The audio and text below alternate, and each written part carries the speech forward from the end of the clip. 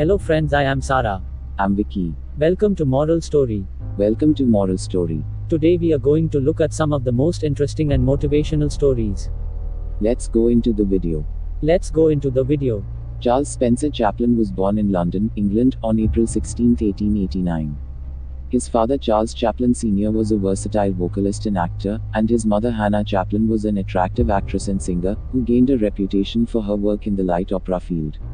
At the time of his birth, Chaplin's parents were both entertainers in the music hall tradition. Hannah, the daughter of a shoemaker, had a brief and unsuccessful career, while Charles Sr., a butcher's son, worked as a popular singer. His father, Charles Chaplin Sr., achieved modest acclaim on stage in England, but eventually drank himself to death. His mother, Hannah, was a songstress who lost her voice, and struggled to make ends meet only to end up losing her mind. Chaplin's earliest attempts at acting are all deeply connected to his mother's tragic downward spiral. Chaplin's childhood was fraught with poverty and hardship, prompting biographer David Robinson to describe his eventual trajectory as the most dramatic of all the rags to riches stories ever told. His early years were spent with his mother and brother in the London district of Kennington. Mother Hannah had no means of income other than occasional nursing and dressmaking, and Chaplin Sr. provided no support for his sons. Because of poverty, Chaplin was sent to a workhouse at 7 years old. The council housed him at the Central London District School for Paupers, which Chaplin remembered as a forlorn existence. He was briefly reunited with his mother at 9 years old, before Hannah was forced to readmit her family to the workhouse in July 1898. The boys were promptly sent to Norwood Schools, another charity institution. In September 1898, Hannah Chaplin was committed to Cane Hill Mental Asylum. She had developed a psychosis seemingly brought on by malnutrition and an infection of syphilis. For the 2 months she was there, Chaplin and his brother were sent to live with their father, whom the young boy scarcely knew. Charles Chaplin Sr. was by then a severe alcoholic, and life with the man was bad enough to provoke a visit from the National Society for the Prevention of Cruelty to Children.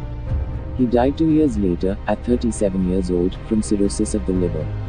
Hannah Chaplin entered a period of remission, but in May 1903 became ill again.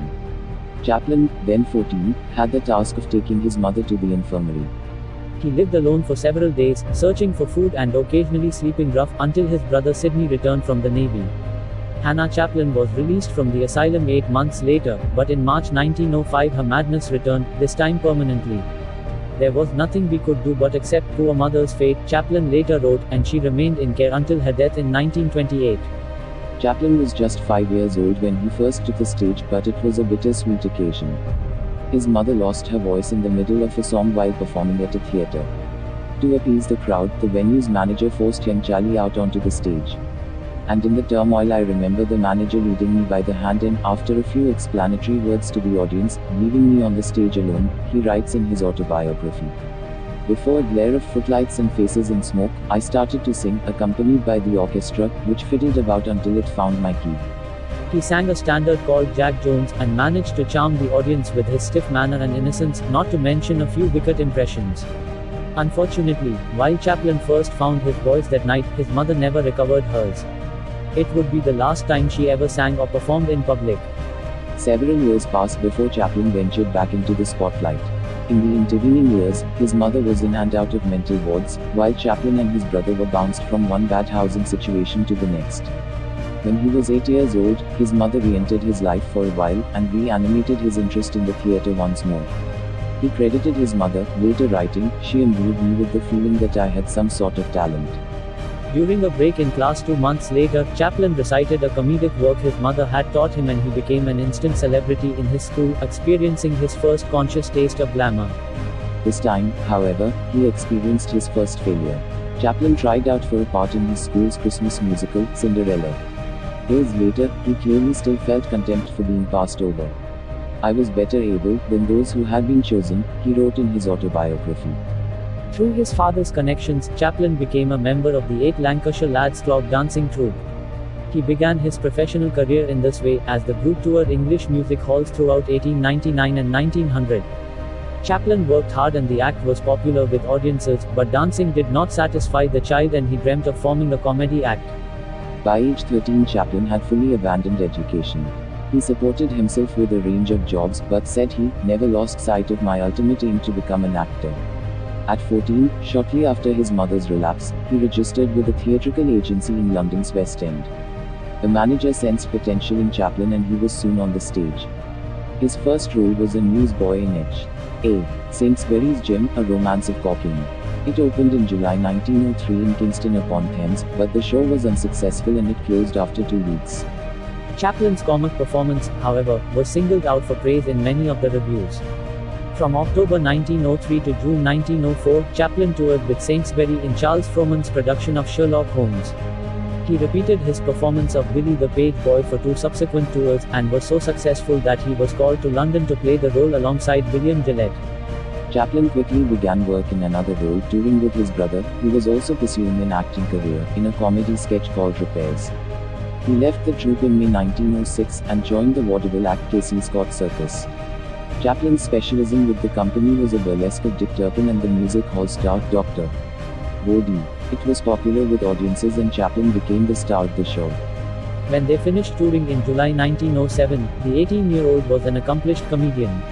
Several months of unemployment followed, however, and Chaplin lived a solitary existence while lodging with a family in Kennington. He attempted to develop a solo comedy act, but his Jewish impersonation was poorly received and he performed it only once. By 1908, Sidney Chaplin had become a star of Fred Carnot's prestigious comedy company. In February, he managed to secure a 2-week trial for his younger brother.